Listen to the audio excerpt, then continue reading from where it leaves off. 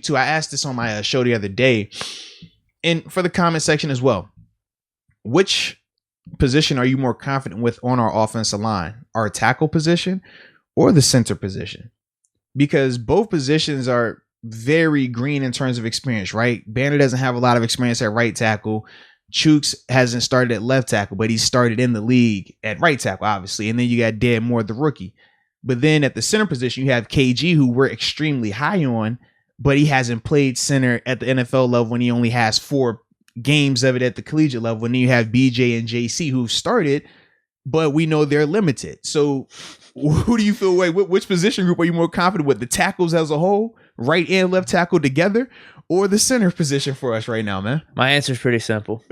I'm more confident in center because there's less to mess up. It's only one person as opposed to the tackles. There's 2 you got to get right. Yeah. There's more pressure on the tackles as opposed to the center. Not saying there's not pressure on the center, but we drafted Green 3rd round. It feels like everyone's high on him. He's performing in these little OTAs, and Ben's giving him a nickname. So like you said, there's got to be some type of reason we drafted him, and I just feel somewhat confident. And it's only one player as opposed to the 2 tackles.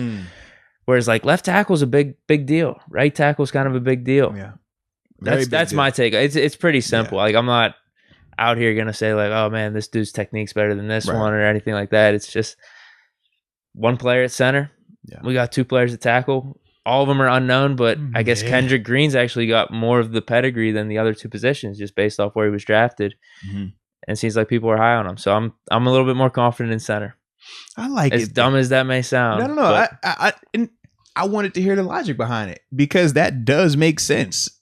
Like you said, if a center, the biggest thing that a center can do to be shown, right, or to see their mess up is a bad snap. Pouncey, when he had the bad snaps, that's when people just said his whole game was trash, right?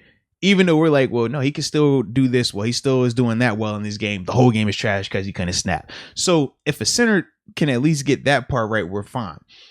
But with the tackles, like you said, man, they got a lot going on out there. When they mess up, Ben can get killed. Yeah. Like legitimately, like blasted. So yeah, definitely feel your pressure on that, man. Now Moneybags says this. He says it's even in terms of his confidence with those guys. Man, we're not going for Switzerland. We're going for pick a side. All right, pick a side. Now we got Mason. Mason says he feels better about center just because of the depth that we have. If BJ is Garbo one game, throw JC in. Or you could throw KG in and vice versa, but you have options. Whereas at the tackle position, if Banner isn't good at right tackle, we're screwed. If That's a good point. Isn't good at left tackle, we could potentially be screwed because we have Dan Moore and we picked up that dude from the Bucks. Is that it? Right. Yeah. So like I said, it could be not a lot of options out there. Am I missing someone we have for depth? I think that's it. It probably is somebody. I'd have to look. But off the top of my head, I mean, there's a reason. There's a reason we don't know his name. Stop it, man. We're not doing that. Don't disrespect these people out here.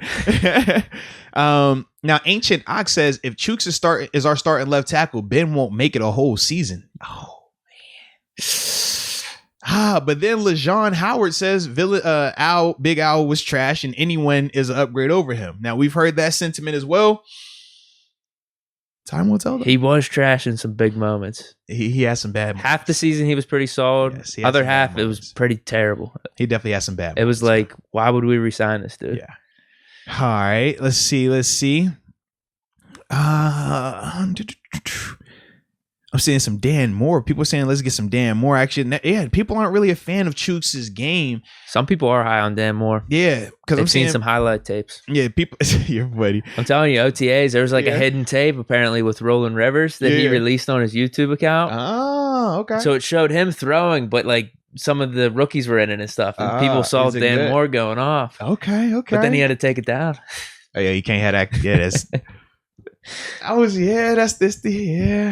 people are high on Dan Moore over the hidden tapes. I like it. I forgot we had somebody else do that and they got in trouble. It was doing like one-on-ones during OTAs and they put it on their IG. And this is like when IG was like first coming in. And I remember we had that meeting. You cannot post what we do in practice on your social media. if the film is on your iPad, that is strictly for Steeler personnel only. Do not post it, because like younger guys or guys that might get bad reps from fans who just say, oh, you had a bad play in a game and you're trash. They would record the clips of them versus good players like, dude, this is versus such and such. This is versus this guy. Look at me. I'm locking him down. Yeah. Like, if you're a free agent, you can do that. It's funny. It's fine. People like it. I'm sure coaches and GMs really don't care, because it's like, dude, we got access to that same tape. If you would like that, you would be signed right now. But like, seriously, but they do that. Some of the guys do it, but that's always funny right there. But yeah, so I do see Dan. Yeah, Jamar says, I got Dan Moore starting after week 2. Whew, that is early. John Doe, the guy that we know / don't know, he says, let's go Dan Moore. Has somebody ask about Morgan Moses as well? Oh yeah, we're still no news on him. But what's going on with him, along with Malik Hooker and a lot of the other free agents that are out there right now? They're going into their last week of OTAs. After that, no, in fact, last week OTA should have been last week. I think minicamp is either starting this week or minicamp starts next week. But either way, this is like the last 2 weeks of practices. So you're looking at 6 total practices remaining. Most of these teams out here aren't going to sign a guy for these last 6 weeks unless there was some type of injury or something that took place, because they're in the heart of evaluating the guys that they currently have on the roster, whether that may be undrafted guys, whether it is a draft pick, whether it's a fringe roster guy. They're doing that first initial wave of evaluations right now. Now, once OTAs are over and they have a chance to decide if they think a guy's going to make a team, or if they think that, hey, we need to upgrade a position, then we'll start seeing guys like Morgan Moses, Malik Hooker, and guys like that. Richard Sherman, he's another guy. We'll start seeing those guys get signed going into training camp. But that's why we haven't heard any update thus far. Now, that could change, but typically that's how it works during this time of year.